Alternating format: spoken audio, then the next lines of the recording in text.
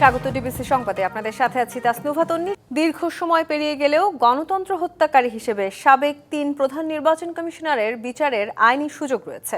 তবে যেভাবে সাবেক সিইসি নুরুল হুদাকে সামাজিক এবং শারীরিকভাবে লাঞ্ছিত করা হয়েছে তা ফৌজদারি অপরাধ। এমন পর্যবেক্ষণ ও মূল্যায়ন তুলে ধরে আইন বিশেষজ্ঞরা বলছেন, সাংবিধানিক দায়িত্ব পালনে ব্যর্থতার দায় এড়াতে পারেন না সাবেক এই ৩ সিইসি। পতিত আওয়ামী সরকারের সময় হওয়া 2014, 18 ও 24-এর জাতীয় নির্বাচনকে বলা হয় ভোটারবিহীন, একতরফা, এমনকি আমি ডামির নির্বাচন। ওইসব নির্বাচনে নেতৃত্ব দেওয়ার অপরাধে গেল রবিবার সাবেক ৩ প্রধান নির্বাচন কমিশনার সহ 24 জনের বিরুদ্ধে রাজধানীর শেরেবাংলা নগর থানায় মামলা করে বিএনপি। সেই রাতেই উত্তরার বাসভবন থেকে আটক করা হয় সাবেক সিইসি নুরুল হুদাকে। ওই সময় তাকে শারীরিকভাবে লাঞ্ছিত করার ছবি সামাজিক যোগাযোগ মাধ্যমে ছড়িয়ে পড়লে দেশ জুড়ে শুরু হয় সমালোচনার ঝড়।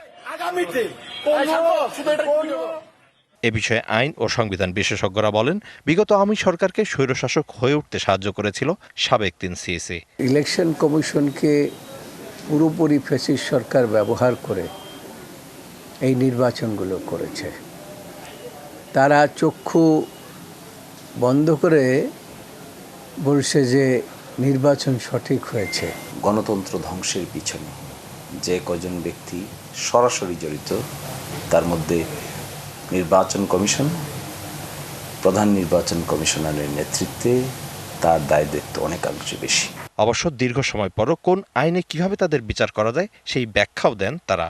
যদি করাপশনের অভিযোগ প্রকৃত অর্থে প্রমাণ করতে পারে, তাহলে প্রিভেনশন অফ করাপশন অ্যাক্টের সেকশন 5 সাবসেকশন 2-তে আসবে। আর যদি চিটিংয়ের লাইনে যেতে হয়, তাহলে 420-র কথা আপনারা সবাই শুনেছেন, সেটা অ্যাপ্রোপ্রিয়েট ধারা হবে। ফ্যাসিস্টদেরকে আরও ফ্যাসিস্ট হওয়ার জন্য সহযোগিতা করেছে। সুতরাং এত বড় বিপ্লবের পরে সাধারণত মানুষ তাদের বিচার চাইতেই পারে। বলেন, বিচারের আগেই সামাজিকভাবে লাঞ্ছিত করা আইনত অপরাধ। আইন তার নিজস্ব গতিতে চলতে দিতে হবে। আইনকে যদি আমরা আমাদের নিজেদের হাতে তুলে নেই, তাহলে সে দেশে আর আইনের শাসন বলতে কিছু থাকে না। কারো অপরাধ হলে বিচার হবে, আইন অনুযায়ী প্রক্রিয়া হবে, কিন্তু কাউকে জুতার মালা পরিয়ে ইনহিউম্যান এবং ডিগ্রেডিং ট্রিটমেন্ট করে, নির্যাতন এবং নিপীড়নের শিকার করে কারোই কোনো লাভ হবে না।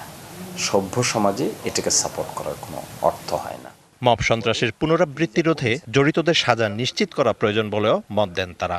এদেরকে আইডেন্টিফাই করা উচিত, আইডেন্টিফাই করে তাদেরকে আইনের কাছে আনা উচিত। Mizan Ahmed, DBC news, Dhaka. সাবেক প্রধান নির্বাচন কমিশনার KM নুরুল হুদার সঙ্গে হওয়া মব হামলা কাম্য নয়। এই ঘটনায় আইনশৃঙ্খলা বাহিনীর কেউ জড়িত থাকলে তদন্ত করে ব্যবস্থা নেওয়ার কথা জানিয়েছেন স্বরাষ্ট্র উপদেষ্টা। ঘটনার নিন্দা জানিয়েছেন পরিবেশ উপদেষ্টাও। এদিকে বিএনপিও জানিয়েছে দলের কেউ এই ঘটনায় জড়িত থাকলে সাংগঠনিক ব্যবস্থা নেওয়া হবে। এদিকে নুরুল হুদাকে 4 দিনের রিমান্ডে পাঠিয়েছে আদালত। রবিবার সন্ধ্যায় রাজধানীর উত্তরায় সাবেক প্রধান নির্বাচন কমিশনার KM নুরুল হুদাকে আটক করে পুলিশের হাতে তুলে দেয় জনতা। তার বাড়ির সামনে মব সৃষ্টি করে লাঞ্ছিত করা হয়। এ ঘটনায় আইন নিজের হাতে তুলে না নেয়ার আহ্বান জানিয়ে বিবৃতি দেয় সরকার। হুঁশিয়ারি দেয়া হয় মব সৃষ্টিকারীদের বিরুদ্ধে ব্যবস্থা নেয়ার। সোমবার গাজীপুরের কালিয়াকৈরে এ নিয়ে কথা বলেন স্বরাষ্ট্র উপদেষ্টা। জানান, সাবেক সিইসির সঙ্গে মব সৃষ্টি করে চালানো আক্রমণ কাম্য নয়। কথা বলেন আইনশৃঙ্খলা রক্ষা বাহিনীর ভূমিকা নিয়েও। মব জাস্টিস এটা হলো কোনো অবস্থায় গ্রহণযোগ্য না। ওনার সাথে যে একটা খারাপ দেখছেন চিঠি পাঠায় দিছে, এরও কোনো অবস্থায় গ্রহণযোগ্য না। এইসব কোনো ঘটনা ঘটলে আইন শৃঙ্খলা বাহিনীর কাছে তারা হস্তান্তর করবে। আইন শৃঙ্খলা বাহিনীর সামনেও ওনার উপরে করা হচ্ছে। এটার জন্য আমরা একটা তদন্ত করে দেখব। এটার সাথে যদি কোনো আইন শৃঙ্খলা বাহিনী জড়িত থাকে, তাদের বিরুদ্ধে আমরা আইনানুগ ব্যবস্থা নেব। এদিকে ঘটনার নিন্দা জানিয়ে সচিবালয়ে মব আক্রমণ নিয়ে সরকারের অবস্থান জানান পরিবেশ উপদেষ্টা। আপনারা অলরেডি সরকারের একটা বক্তব্য দেখেছেন। সরকার একটা বিবৃতি দিয়ে কেবল নিন্দা জানায়নি, সরকার এই কথাটাও বলেছে যে এই ব্যাপারে প্রয়োজনীয় পদক্ষেপ গ্রহণ করা হবে। বিএনপি মব সংস্কৃতির বিরুদ্ধে উল্লেখ করে দলটির স্থায়ী কমিটির সদস্য সালাউদ্দিন আহমেদ জানান, মব আক্রমণের ঘটনায় দলের কেউ জড়িত থাকলে তার বিরুদ্ধে ব্যবস্থা নেওয়া হবে। সাবেক প্রধান নির্বাচন কমিশনার নুরুল হুদার পরে যে অবমাননাকর এবং লাঞ্ছনাকর ব্যবহার করা হয়েছে, এটা আমরা সমর্থন করি না। যদি বিএনপির যে কোনো নেতাকর্মী এই ঘটনা জড়িত থাকে, ডিসিপ্লিনারি অ্যাকশন নেব। দেশে বিচার প্রক্রিয়ার স্বচ্ছতা ও আইনের শাসন প্রতিষ্ঠা হবে বলেও আশা প্রকাশ করেন তিনি। Rifat Tasnova, DBC news, Dhaka.